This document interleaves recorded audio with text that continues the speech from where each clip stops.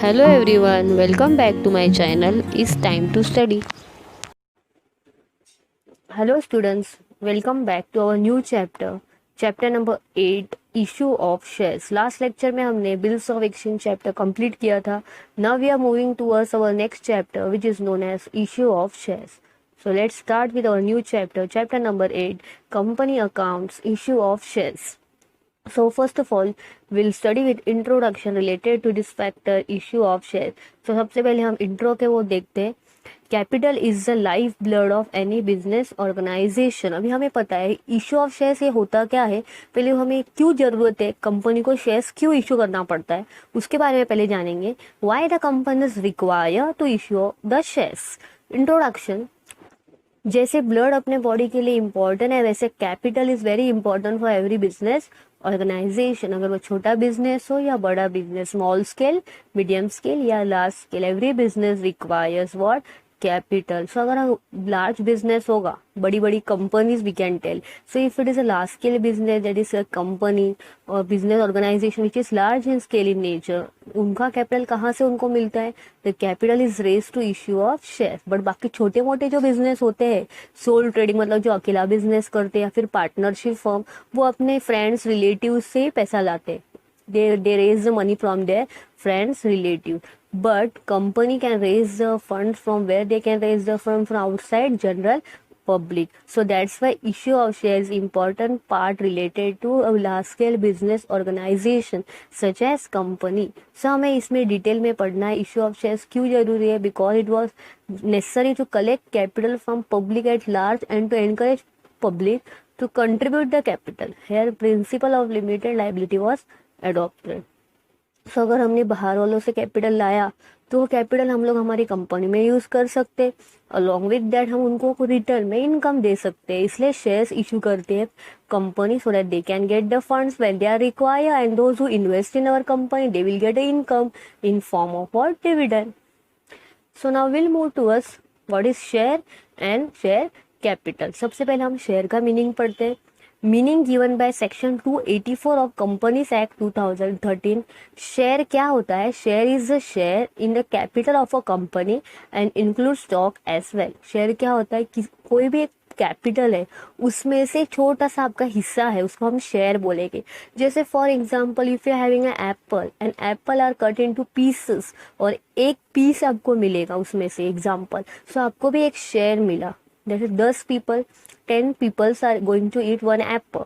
तो एक एप्पल के 10 पीसेस किए, उसमें से एक पीस आपको मिला, तो वो आपको इस एप्पल में क्या मिला है, शेयर मिला है. वैसे ही सेम कंपनी का जो कैपिटल होता है, टोटल कैपिटल, उसमें से एक थोड़ा सा हिस्सा आपका भी है, आपने भी उसमें इन्वेस्ट किया है, तो उसको क्या बोलेंगे, शेयर. सो शेयर मतलब एक हिस्सा होना. Share is the share in the capital of the company. Company के कैपिटल में आपका एक हिस्सा होना, अ पार्ट होना, that comes under what, shares. So share capital means what, capital raise by a company. जब कंपनी बाहर से कैपिटल लाती है, कौन से फॉर्म में, बाय इश्यू ऑफ शेयर्स. मतलब कंपनी ने बाहर के लोगों को शेयर्स दिए, मतलब they can invest in our company by way of shares. जैसे फॉर एग्जांपल अगर आपने टाटा कंसल्टेंसी में इन्वेस्ट किया है, so you will become a share holder of Tata consultancy. Tata consultancy is a company private और उसमें आपने इन्वेस्ट किया है, तो आपका एक हिस्सा है वहां पे, बिकॉज आपने वहां पे आपका पैसा डाला है. तो it is a duty of a company to pay you dividend because you are the share holder. तो इनके company is divided to small part. जब कंपनी का कैपिटल स्मॉल पार्ट्स में डिवाइड होता है, उसे क्या बोलते हैं, शेयर. तो उसको और वो पार्ट्स में जो कैपिटल को डिवाइड होते हैं उसको share capital. That is why it is known as what, share capital. So company act क्या बोलती है, there is companies act. There are how many types of shares. Share has major 2 types. They are equity shares and preference share. So कैसे कितने types होते हैं, 2 types, equity and pref. There are 2 types of shares, equity shares and preference shares. So first we'll study about equity shares. So what is equity shares? The shares which is not a preference share. ऐसा shares जो preference नहीं है उसे equity shares बोलते हैं. It means that the shareholder is not entitled fixed dividend to have priority at the time of repayment of capital as treated as equity share. मतलब ऐसा shares जिनको डिविडेंड फिक्स नहीं मिलता है, उनका डिविडेंड कैसे होते हैं, फ्लक्चुएटिंग. तो ऐसे शेयर जिनको जब कंपनी बंद होती है तब पहला पैसा नहीं दिया जाता है, फर्स्ट प्रेफरेंस किसको दिया जाता है, प्रेफरेंस शेयर होल्डर्स को। तो preference share holders have two rights and equity share holders do not have main important two right, that is the payment of dividend and repayment of capital. Equity share holders क्या कर सकते हैं, participate कर सकते हैं profit of the company, but कभी after all preferential rights have been satisfied, मतलब पहले प्रेफरेंस को मिलेगा और फिर इक्विटी को मिलेगा। तो इक्विटी शेयर रिस्क की कैपिटल, रिस्क की मीन्स व्हाट, उनको सेकेंड चांस दिया जाता है, but they are the owners of the company and they get dividend after payment of all expenses and dividend to preference share holder. सारे expenses payment करने के बाद equity को पैसा दिया जाता है। सो आप बोलोगे इक्विटी को फिर क्या बेनिफिट है, तो इक्विटी को इंपॉर्टेंट दो बेनिफिट मिलते हैं जो प्रेफरेंस को नहीं मिलता है, that is bonus issue and right issue, along with that equity share holders meeting में वोट कर सकते हैं। So equity share holders have right to vote, equity share holders get bonus shares and equity share holder get right issue. So first is equity shares. Now second we'll move towards preference shares. What is preference shares? Preference shares are those shares which have more right as compared to equity share. उनको हक है, पहला preference दिया जाता है उनको। किसका हक है उनको, what they have right, there are two important right, that is first payment of dividend and first payment of repayment of capital. यानी कंपनी वाइंड अप होती है, मतलब कंपनी बंद होती है, तो पहला पैसा किसको पे किया जाता है, प्रेफरेंस को, और बाद में फिर इक्विटी को। सो उनको फर्स्ट पेमेंट ऑफ डिविडेंड मिलता है एंड रीपेमेंट ऑफ कैपिटल। उनका डिविडेंड कैसा होता है, फिक्स रेट ऑफ डिविडेंड। तो preference holder get fix rate of dividend before giving dividend to equity share holders. तो प्रेफरेंस होल्डर्स को राइट है कौन सा, first payment of dividend before giving to equity. Preference के टाइप्स होते हैं जैसे cumulative, non cumulative, redeemable, participating, non participating और कन्वर्टेबल और नॉन कन्वर्टेबल। तो ये सारे इंपॉर्टेंट पार्ट्स है प्रेफरेंस के टाइप्स के। तो ये सारे टाइप्स का उसका कुछ कनेक्शन नहीं हमारे एंट्रीज के रिलेटेड, बट ऑल हमें टाइप्स ओवरऑल पता होने चाहिए। That are the types of preferences in our syllabus. Now will move toward types of share capital. जैसे हमने शेयर्स के टाइप्स पढ़े वैसे शेयर कैपिटल के भी टाइप्स होते हैं। तो पहला होता है authorised share capital. From the name it denote, authorise मतलब क्या, हमारे पास कितनी अथॉरिटी है। जैसे फॉर एग्जांपल अथॉरिटी किसमें मेंशन होते हैं, कंपनी के जो बुक्स होते हैं, memorandum of association. The authorized capital is the amount of share capital which a company is authorized to issue by its memorandum of association. मतलब मेमोरेंडम के ऑफ एसोसिएशन में मेंशन होगा। फॉर एग्जांपल अगर कोई company है, अगर उसमें mention example के वो 50,000 शेयर्स इशू कर सकती है, तो उसके पास कितने की अथॉरिटी है, 50,000 shares.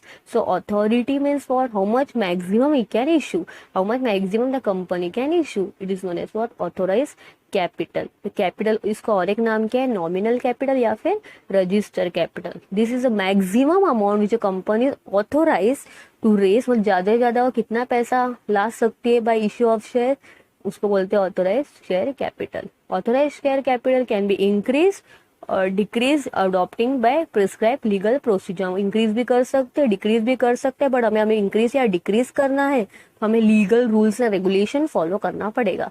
So authorised share capital the maximum amount of capital which can be issue in form of shares.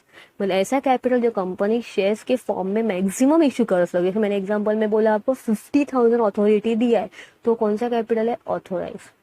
Second होता है इश्यूड। अब हमें 50,000 की अथॉरिटी है, बट उसमें से पूरा 50,000 कंपनी नहीं इशू कर रही है। कंपनी को ऐसा लगा कि इतने क्या इशू करने का है, अथॉरिटी बहुत ज्यादा है, पर हमें जरूरत नहीं इतने शेयर्स की, तो हम खाली 30,000 इशू कर रहे हैं।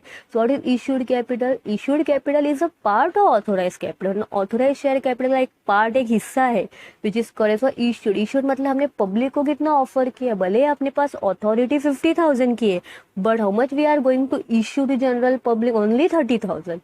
So that capital which is offered to public for subscription is known as what, issued capital. If the company issue all its share, issued capital is equal to authorized. But पूरा 50-50 issue किया तो पूरा equal हुआ, but come issue किया तो company का depends upon the companies main position. Company पे depend है कि what fully we have to issue और some part we have to issue. Company issue such number of shares which is sufficient to meet requirement of the company at the time of the issue. The तो issued capital कौन सा होता है, जो shares public को issue करने के लिए ऑफर किया उसको इश्यूड कैपिटल बोलते हैं। इन 50,000 मैंने बोला 30,000 पब्लिक को ऑफर किया, सो 30,000 इश्यूड, सो अनइश्यूड कितना हुआ, the part of share which is not issued to general public, उसको अनइश्यूड बोलेंगे। What is unissued? The part of authorized capital which is not issued to public is known as what? Unissued capital. What is called up capital? It is the part of subscribed capital which is actually called up from shareholder. Company ने shareholder से कितना पैसा मांगा, called up means पैसा मांगना. Who demand from whom? Company demand from shareholder. So it should be noted that called up capital can be equal to subscribed capital. Why? Because the part of subscribed capital which is called up by the company from its shareholder is called up. और जो नहीं call किया, मतलब जैसे 30,000 में से 20,000 का subscribe हुआ है तो वो 20,000 कंपनी ने कॉल्ड अप किया होगा तो टोटली कॉल्ड अप हुआ, बट 20 में से 10 बोला कि 10 अभी पे करो एट अभी तुरंत, and after that 10 you will pay afterwards. So जो 10 जो कॉल किया वो 10,000 कॉल्ड अप में आएंगे, बट जो 10 बचा है वो किस में जाएगा, फिर नॉट कॉल्ड अप, उसको बोलेंगे uncalled up. So what is uncalled up? The part of subscribed capital which is not called up by company are called as what? Uncalled up capital. ऐसा कैपिटल जो कंपनी ने call नहीं किया है। सो 20 में से पूरा 20,000 कंपनी ने डिमांड नहीं किया है, company is saying that you pay first 10,000 and half you pay afterward, so 10,000 is called as call up and other 10,000 is known as what, uncalled up. Point number 5, paid up capital. तो paid up capital किसका part होगा, called up capital का। What is a paid up capital? It is that portion of called up capital which is actually been paid bye share holder, मतलब जो share holders ने पे किया।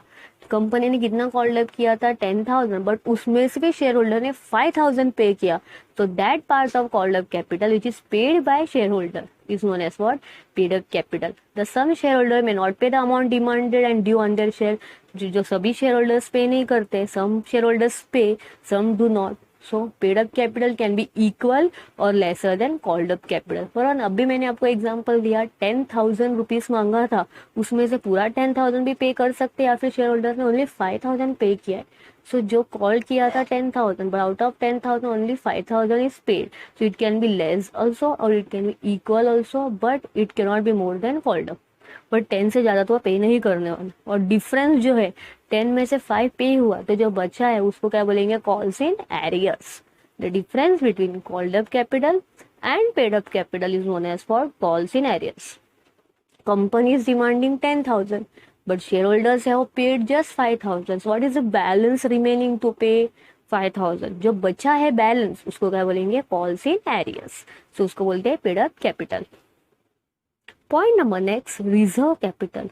Reserve नाम से पता चलता है, reserve means for keeping aside certain amount of capital for future, मतलब ऐसा कैपिटल जो हम लोग अभी यूज नहीं करेंगे, फ्यूचर के लिए साइड में रखना फॉर फ्यूचर कंटिजेंसी, उसको कौन सा कैपिटल बोलते हैं, reserve capital. What is reserve capital? It is a portion of subscribe capital which has been called up and which company by special resolution has decided not to call up except in event of a purpose of winding। मतलब ऐसा capital जो special resolution से हमने side में डाल के रखा है, वो सब्सक्राइब कैपिटल का एक हिस्सा है, बट उसको हम अभी यूज नहीं करेंगे।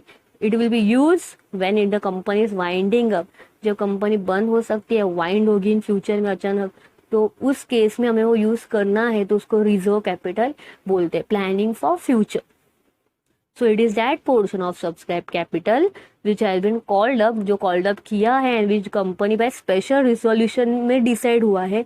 कंपनी को मिला वो पैसा, पर लेकिन स्पेशल रिजोल्यूशन से क्या डिसाइड हुआ है कि वो पैसा हम अभी नहीं यूज करेंगे इन पेमेंट ऑफ डिविडेंड, हम वो उसको कब यूज करेंगे, in future contingency when company is winding up. उसके टाइम में हमें हमारी लाइबिलिटी पे करने के लिए जो पैसा लगेगा वो हम किस में से पे करेंगे, we don't know that time profit will be available और नॉट, तो वो हम कहाँ से निकाल सकते हैं पैसा, reserve capital. So planning for future contingency, that money can be used for reserve capital, keeping aside certain amount for future.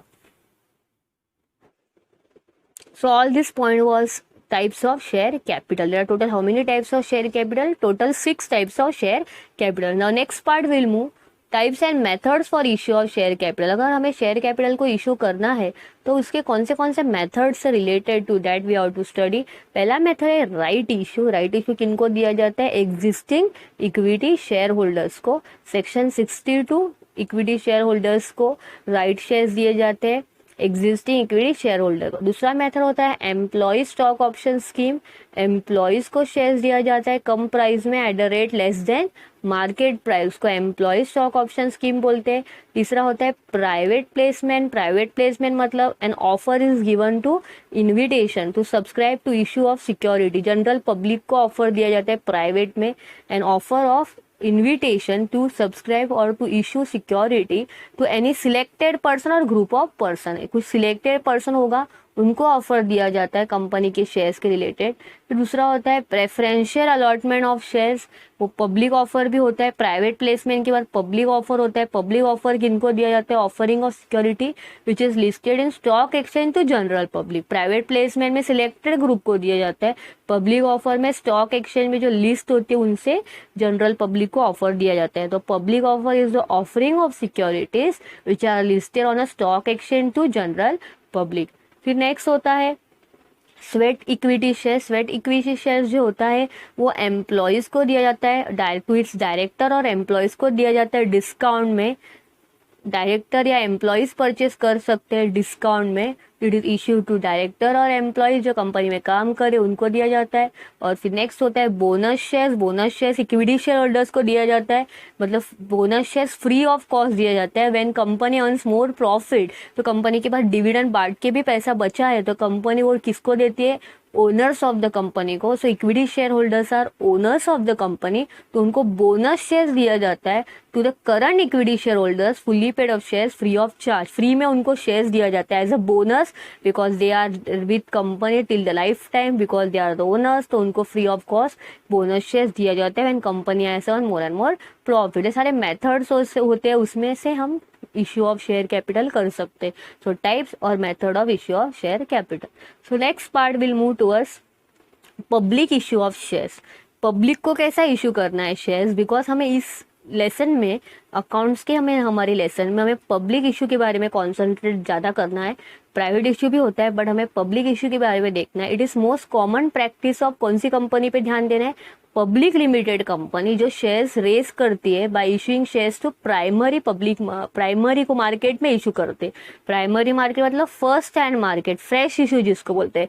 Secondary market मतलब already it is issued. Primary market में तो शेयर्स इशू होता है public को, उसको public issue बोलते हैं। Following procedure is followed by the company issue shares to public. कौन से प्रोसीजर है? पहले तो कंपनी को प्रोस्पेक्टस छापना पड़ता है। प्रोस्पेक्टस क्या होता है? कंपनी इशू प्रोस्पेक्टस, उसमें हमें डिटेल मिलेगा कंपनी के बारे में, about the investors, about the information of the company, about the number of shares offer to the public, उसकी face value, amount paid on application, कितना पैसा मिला शेयर होल्डर्स से, एप्लीकेशन कितना मिला, कितना कंपनी ने अलॉटमेंट किया, कॉल्स कितना किया, सब डिटेल हिस्ट्री हमें प्रोस्पेक्टस में मिलेगी। जैसे मैगजीन होती है ना कॉलेज की, वैसे ही सेम कंपनी का भी एक मैगजीन होता है, उसमें डिटेल इन्फॉर्मेशन हमें कंपनी के बारे में मिलेगा। That is the first step which is known as what? Issue of prospectus. Second is receipt of application. So जिन्होंने हमारे कंपनी में एप्लीकेशन फॉर्म भरे हैं, जो इंटरेस्टेड है, that person has to fill the application form along with that application form. उनको पैसा भी देना पड़ता है कंपनी को related application money by the specified date. तो जिनको इंटरेस्ट है एप्लीकेशन फॉर्म के साथ मनी भी भरना पड़ता है। सो कंपनी ये सब एप्लीकेशन फॉर्म कहाँ अवेलेबल कर दे पब्लिक को? उसके ब्रोकर्स के थ्रू एंड बैंक्स के थ्रू। ब्रोकर मतलब कौन होते हैं? Who are the broker? Brokers are the middle man who help the company related to issue of share. So according to section 39(2) of the companies act 2013, amount payable on application on every security, मतलब जो पैसा भरते हैं public security पे share special not be less than, मतलब वो 5% से कम नहीं होना चाहिए उसके ऑथोराइज शेयर कैपिटल के। जो भी आपको ऑथोराइज शेयर कैपिटल होगा, नॉमिनल अमाउंट ऑफ शेयर की जो फेस वैल्यू होगी उससे वो 5% कम होना नहीं चाहिए। Not be less than 5%, such as percentage और amount as may be prescribed by SEBI. जितनी भी आपकी फेस वैल्यू होगी उससे 5% कम नहीं होना चाहिए वो। तो एटलीस्ट वो 5% ज़्यादा ही मिलना चाहिए। वो अपना जो शेयर्स की नॉमिनल अमाउंट है उस पर नॉट लेस देन 5%, मतलब उससे 5% कम नहीं, 5% ज़्यादा होना चाहिए बट कम नहीं होना चाहिए as per the rules regulation given by SEBI. Next is allotment of share. अभी जिनको इंटरेस्ट था उन्होंने हमारे कंपनी में फॉर्म्स दिए, एप्लीकेशन फॉर्म दे दिए। अब किनको शेयर्स देना है और किनको नहीं, it is a duty of the company to whom the shares will be given and to whom not given. So it is a duty of a secretary. Secretary will scrutinize all the forms and then the final procedure of allotment will undertaken. सो allotment का जो procedure है according to company act, no allotment of any shares of the company offer to public for subscription shall be unless amount stated in the prospectus as the minimum amount has been subscribed। मतलब हमारे prospectus में बोला होगा 20,000 और हमें 15,000 मिला है तो हम अलॉटमेंट नहीं कर सकते। प्रोस्पेक्टस में जितना मेंशन किया है उससे ज़्यादा ही पैसा मिलना है, तो उससे कम नहीं, अदरवाइज अलॉटमेंट प्रोसीजर रिजेक्ट हो सकता है। और जो भी एप्लीकेशन मनी रिसीव हुआ बाय चेक और other instrument, all requirement that director of company proceed for allotment procedure. Sum payable application for amount so stated have been paid, जो हमें बोला है, मेंशन किया है, सब रूल्स रेगुलेशन फॉलो किए कि नहीं, ऑल मनी आर रिसीव्ड और नॉट प्रॉपरली, बैंक में वो पैसा जमा हुआ कि नहीं, it is all duty of secretary to check, और फाइनली सब प्रॉपर है, legally lawful, then directors will move toward the procedure of allotment. फिर सब जिनको जिनको शेयर्स दिया जाएगा उनको एक लेटर भेजा जाता है, allotment letter, those who are allotted certain number of shares. जिनको शेयर्स दिया गया है उनको अलॉटमेंट लेटर दिया जाता है। जिनको शेयर्स नहीं देने वाले हम लोग, जिन्होंने हमारे कंपनी में इंटरेस्ट दिखाया है बट कुछ प्रॉब्लम हुआ होगा and then we are not interested to give them the shares, तो उनको हमें एक लेटर भेजना पड़ता है, regret letter, that we are not giving you any share and their application money refunded. जिनको देने वाले शेयर्स उनका पैसा रहेगा, पर जिनको नहीं देने वाले उनको क्या, उनका पैसा नहीं हमें रखना है अपने पास, we have to give them the money back along with which letter, regret letter। On shares being allotted, second installment is demanded, it is called as allotment money। पहला एप्लीकेशन मनी मिल गया, जिनको शेयर्स हम देने वाले उनसे फिर second instalment की डिमांड करने की। So this is allotment of shares. Next होता है call on shares. Allotment money मिल गया है, after receiving allotment company makes the call due, जिनका जिनका पैसा बाकी है उनको हमें रिमाइंडर करना है दैट यू हैव टू पे दिस मनी बैक। तो उनको रिमाइंडर करते समय उनको एक से ज़्यादा रिमाइंडर करना है। If the calls are more than one there it is called as first call. एक से ज़्यादा अगर हमने रिमाइंड किया, बार बार हमें रिमाइंड करना पड़ता है तो 3-4 बार रिमाइंड करना पड़ता है। So first call, second call and final call. Final call तक उन्होंने नहीं दिया पैसा तो फिर उनके शेयर्स हमें कैंसिल कर देगा। Cancel means for future. So last call as final call. Call demanded by company to pay remaining amount other than application allotment money or share। Application money भर गया, allotment money also have he or she paid, but call whatever money is remaining that we have to make a call, but still they are not paid the call, then at least 14 days notice must be given to shareholder for payment of call। कितने दिन की notice देने की call का पैसा payment करने को? 14 दिन।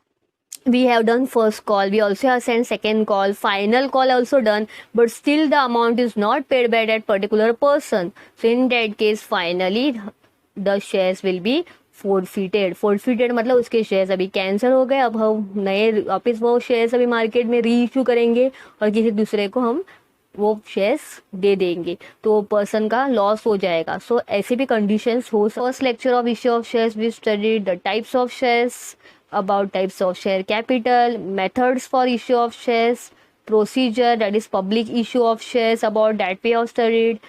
So in next lecture we'll move towards the entries of this lesson। So till that time complete the notebook and wait for my next lecture। Thank you।